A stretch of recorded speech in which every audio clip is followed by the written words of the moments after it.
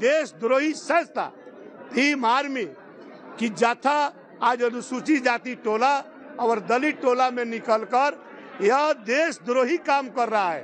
तो अनुसूचित जाति भाइयों से, माता बहनों से मैं अपील करता हूं कि जहां भीम आर्मी का लोग मिले वह देशद्रोही काम कर रहा है, उसको मार बहाइए, उसके बहकावा में नहीं आना है। चूंकि उसको बेलाइए, अपने खदेड़िए अपने इलाकों से, चूंकि वह देश हित में काम नहीं कर रहा है, वह विदेशों का फंडिंग लेकर गाड़ी घुमा रहा है और अनुसूचित जाति के लोगों को बरगला रहा है। आपने जिस प्रकार का बयान दिया है, अगर किसी गलती से किसी दलितों के मोहल्ले में चले गए तो मैं आपको दावे के साथ कह देता हूं कि आप वहां से बयान देकर के सुरक्षित नहीं निकल सकते हैं।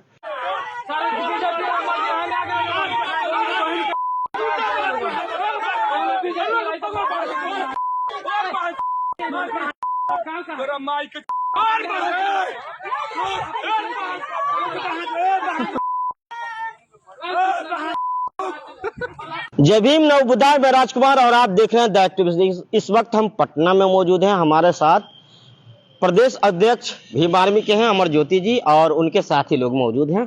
जिस तरीका से आरोप इन पे लग रहा है, बीजेपी के नेता लोग आरोप लगा रहे हैं कि ये लोग देशद्रोही हैं। मैं भीम आर्मी का प्रदेश अध्यक्ष हूं और जो नेता बयान दिए हैं पहले मैं उनका हैसियत जान लूं, उसके बाद ही मैं उस पर बोलूंगा। कोई छोटे मोटे नेता बयान दे देंगे तो उन पे बोलना मेरा लगता है कि अपराध होगा। उसके लिए हमारे संगठन के प्रवक्ता हैं और कार्यकर्ता हैं जो उन पे बयान दे सकते हैं। कोई भी नेता हो, आप पर आरोप तो लगा ना कि आप देशद्रोही हैं।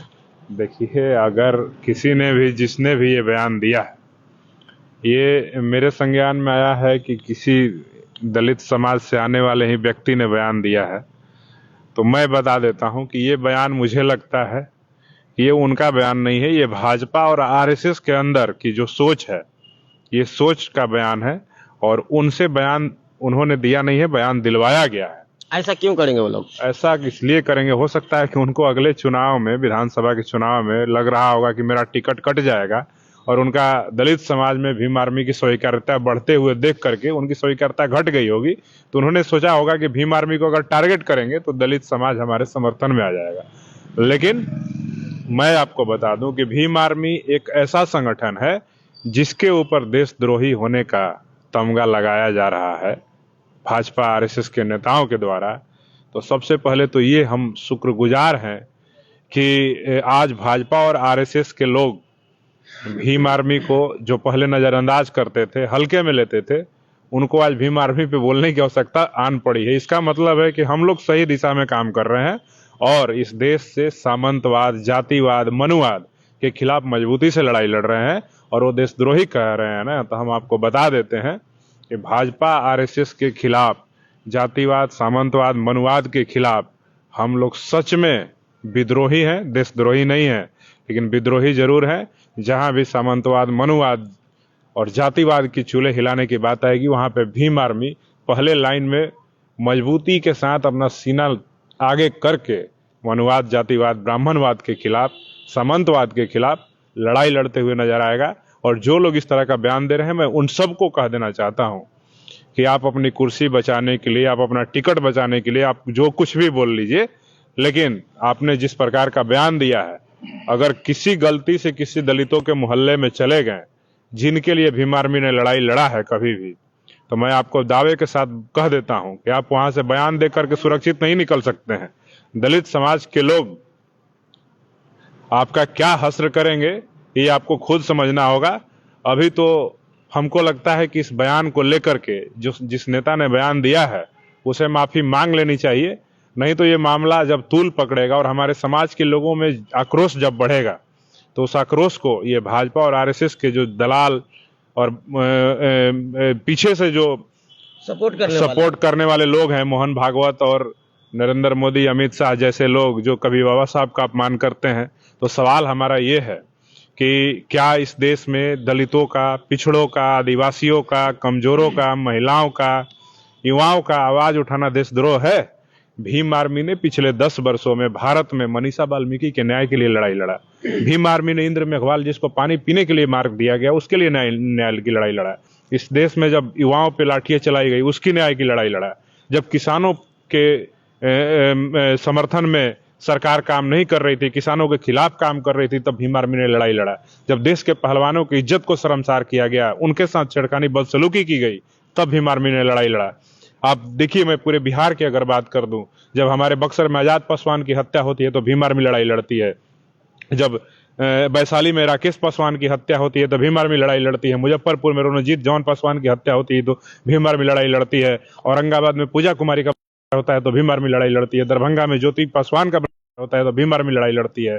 और तमाम इस प्रकार की जो घटनाएं हैं, जितनी भी घटना है, सब जगह भीम आर्मी लड़ाई लड़ती है।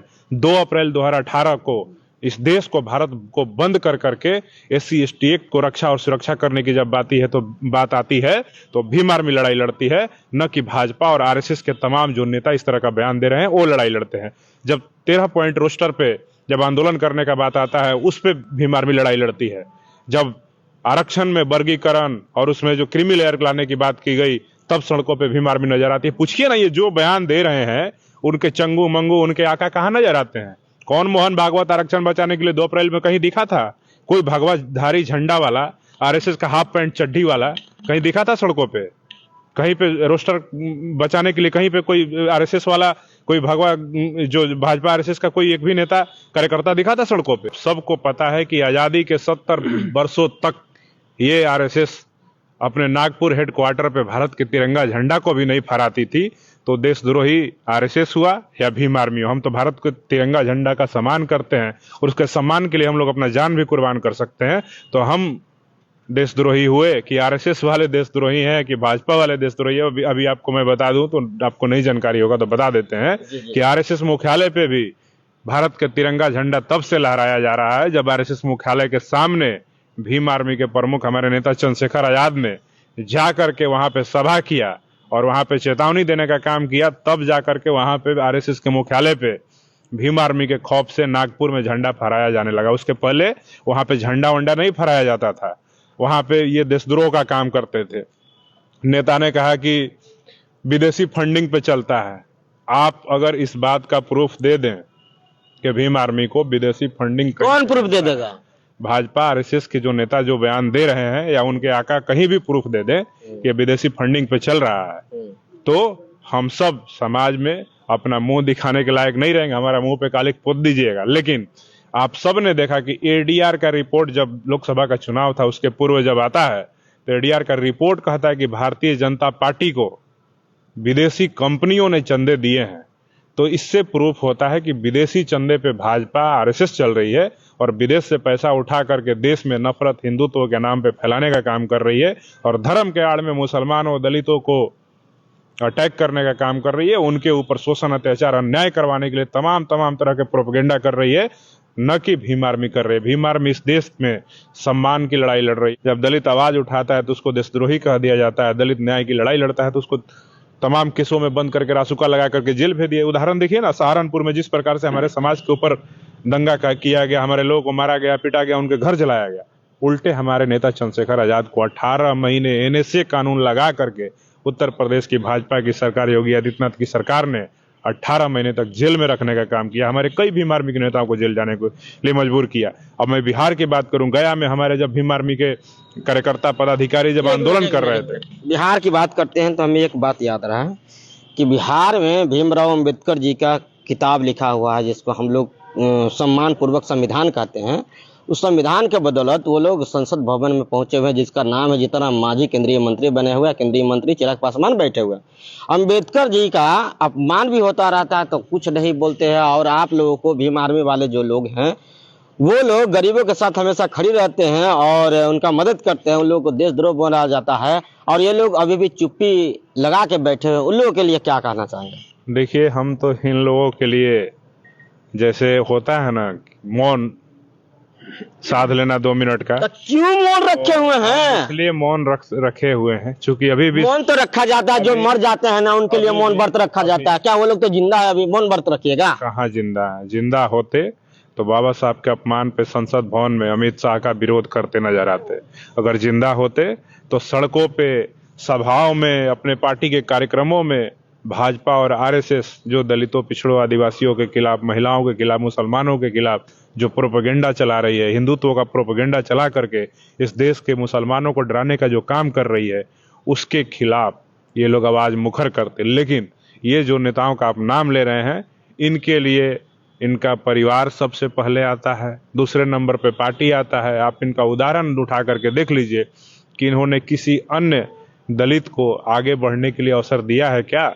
इनकी पार्टी के जितने सांसद हैं, कोई इनका रिश्तेदार है, कोई पैसे वाला है, कोई माफिया है, तो ये वैसे लोगों को ही आगे बढ़ाने का काम करते हैं। तो इनसे उम्मीद नहीं है कि ये तो आप कहना चाहते हैं कि ये लोग मरे लोग हैं। मरे लोग को हम तो समझते हैं कि स्वर्ग में हो जाता है या नर्क में हो जाता है, लेकिन ये तो लोग जिंदा हैं, जमीन पे चल रहे हैं, कार से चल रहे हैं, एरोप्लेन से चल रहे हैं, हेलीकॉप्टर से चल रहे हैं। ये लोग तो जिंदा है, कैसे कह रहे हैं कि आप मरे हुए हैं? देखिए, मरा हुआ इंसान सिर्फ जो स्वर्ग और नरक और जिस शमशान घाट चला जाता है, हमको समझाइए, लोगों को समझाइए कि कैसे मरा हुआ है, कैसे जिंदा है। उस जो शमशान घाट जा करके चीता पे लाश बन करके जल जाए, उसको ही मरा हुआ इंसान नहीं कहा जाता है।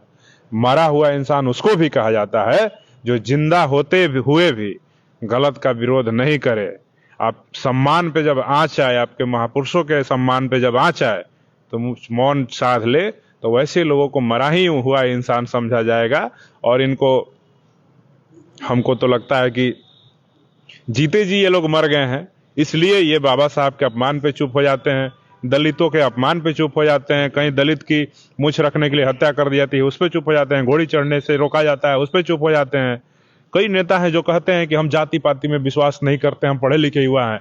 तो हम पूछना चाहते हैं कि आप इतने पढ़े लिख गए हैं, इतने आप जबरदस्त जातिवाद के विरोधी हैं और आप मुख्य धारा में आ गए हैं, तो हमको तो ऐसा लगता है कि आपके पिताजी ने जो विरासत आपको सौंपी है, हजारों करोड़ की संपत्ति आपके पास है, तब जातिवाद में जब भरोसा ही नहीं करते हैं, तो माननीय आपको किसी जनरल सीट से चुनाव लड़ना चाहिए। आपके गठबंधन में जनरल सीट भी आपके हिस्से में आता है, लेकिन आप भी लड़ेंगे तो वहीं रिजर्व सीट से हाजीपुर रिजर्व सीट देने वाले भीमराव अम्बेडकर जी हैं। हाँ, रिजर्व सीट भी आपको बाबा साहब ने दिया, लेकिन आप बाबा साहब का अपमान पे चुप हो जाते हैं। ऊपर से कहते हैं जातिवाद हम नहीं करते हैं, जातिवाद के हम विरोधी हैं, हम लोग युवा हैं, पढ़े लिखे युवा हैं। तो हम पूछना चाहते हैं कि जब सीट चुनते हैं तो काहे जमुई, हाजीपुर, गया, यही सीट काहे चुनते हैं?